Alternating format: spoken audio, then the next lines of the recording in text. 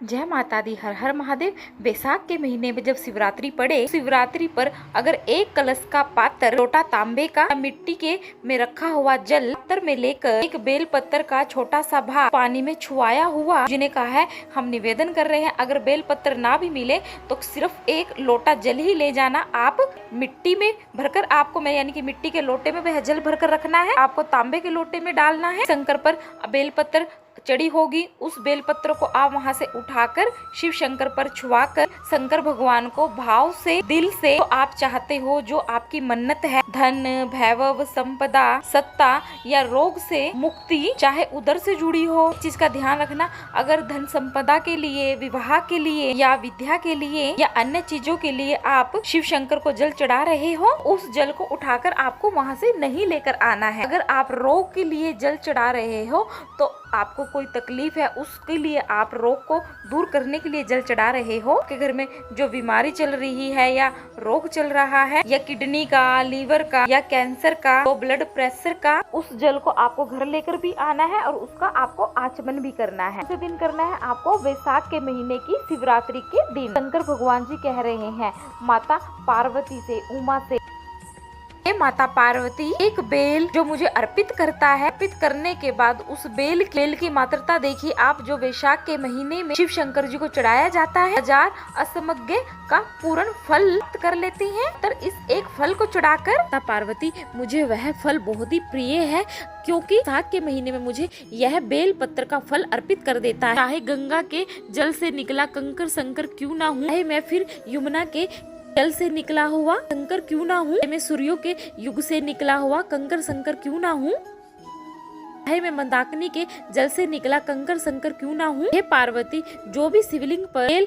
अर्पित होता है, बेल फिर उठाकर जीव अपने कार्य में ले सकता है। उमा से कह रहे हैं बेल की महत्वता को जानेंगे। हम स्कंद पुराण में चलें तो स्कंद पुराण में लिखा हुआ है, जो बेल वैशाख के महीने शंकर जी को चढ़ाया जाता है, वैशाख के महीने में चढ़े हुए उस फल का पूरा वैशाख नहीं खाना है। बस इस बात का आपको विशेष ध्यान रखना है। वैशाख के बाद में अगला महीना जो आए, उस महीने के अंदर उस फल का गुर्दा निकाल कर उसको आप सुखा लीजिए। सुखा कर आप, जिस व्यक्ति को पथरी की बीमारी हो, उस व्यक्ति को पेट में बहुत ज्यादा भोजन पचता ही ना हो, पूरा शरीर पाचन क्रिया बेकार हो गई, व्यक्ति को केवल 7 दिन तक बेल पत्र प्रदान कर दीजिए, आपकी त्रिविवाह पाचन क्रिया सब ठीक हो जाएगी। उस फल की इतनी महत्वता है। बाबा भोलेनाथ स्कंद पुराण, लिंग पुराण, नर्मदा पुराण कर रहे हैं, उसकी महत्वता इतनी है। वह बेल का फल साधारण नहीं हो सकता। अब मंदार का जो पुष्प होता है, आंकड़े का जो फूल होता है, एक सफेद कलर का भी होता है और एक गुलाबी कलर का भी होता है। देखा होगा सभी ने, गुलाबी कलर का जो पुष्प होता है मंदार का, आंकड़े का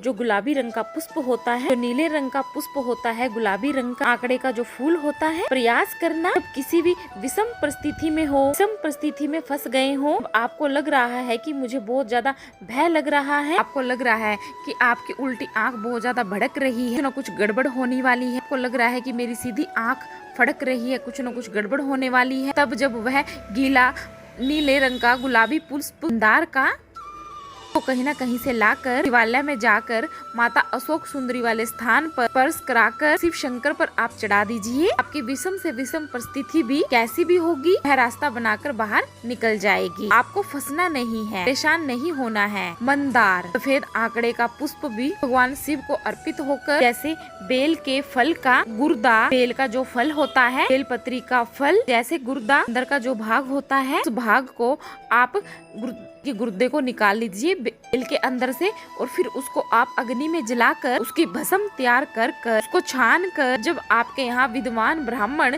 शिव शंकर का अभिषेक कराते हैं, पूजन कराते हैं, तो उसमें लिखते हैं, पूजन के साहित्य में बेलपत्री, धतूरा, दुर्वा, नीचे लिखते हैं भस्म। भस्म अभिषेक में चलती है। उस भस्म का आप थोड़ा सा भी भाग आप शिव शंकर को भी अर्पित करते हैं। आप ये जान लीजिए कि शंकर मनवांछित फल को प्रदान कर रहे हैं, शिव फल प्रदान कर रहे हैं। बेलपत्री के वृक्ष के नीचे बैठकर हाथ में एक बेल पत्र का पत्ता रखकर पंचाक्षर मंत्र नमः शिवाय, ओम नमः शिवाय, श्री शिवाय नमस्तुभयम या महामृत्युंजय मंत्र स्मरण कर रहे हो। डंडी का भाग आपका अपनी ओर, पत्ती का भाग बीच वाली उंगली की ओर रखकर आप यदि स्मरण कर रहे हैं, अपनी कामना कर कर बेलपत्री के वृक्ष के नीचे बैठकर पत्ते को वहाँ के सम्मुख में रखकर बाबा से विनय कर कर एकांत में उस बेलपत्री के वृक्ष की छांव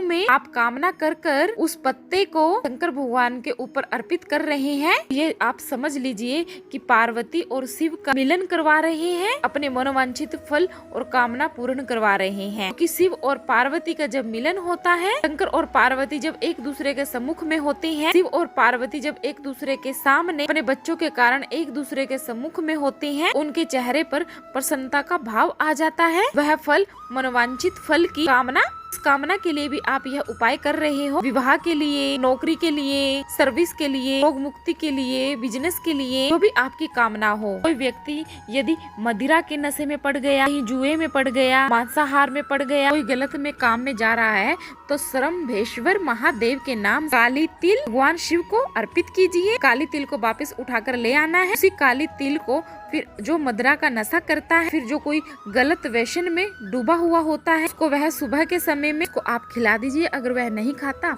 तो आप उसे भोजन के साथ खिला दीजिए, सरम्भेश्वर महादेव का नाम लेकर। बेलपत्री का भी बहुत अच्छा प्रयोग है सरम्भेश्वर महादेव का। मदिरा पीने वालों के लिए, जुए में, वेश्याहार में, वेश्यावृत्ति में, पर नारी में, गलत जगह पर जो डूबते रहते हैं, उनके लिए सरम्भेश्वर महादेव। सभी बोले कौन से महादेव? सरम्भेश्वर महादेव। जब हमारे घर में क्रोध बढ़ता है, कोई गलत कार्य में जाने लगता है, सरम्भेश्वर महादेव का शरणागति लेनी चाहिए। सरम्भेश्वर महादेव का पूजन करना हमें चालू कर देना चाहिए। काफी लोग बोलेंगे कि ये महादेव का मंदिर हमें कहाँ मिलेगा, इसकी पूजा करने के लिए हमें कहाँ जाना चाहिए?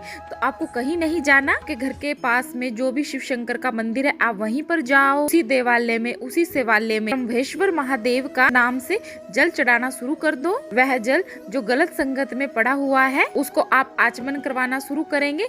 धीरे धीरे उसकी बुद्धि सही हो जाएगी। बेल का जो फल होता है, बेल का जो गुर्दा होता है, बेल पत्री का फल, उसका जैसे गुर्दा, उसके अंदर का जो भाग होता है, उसको आप अग्नि में जलाकर उसकी भस्म तैयार कर कर आप हर रोज शिव शंकर पर थोड़ी थोड़ी सी भस्म अर्पित करना शुरू कर दीजिए।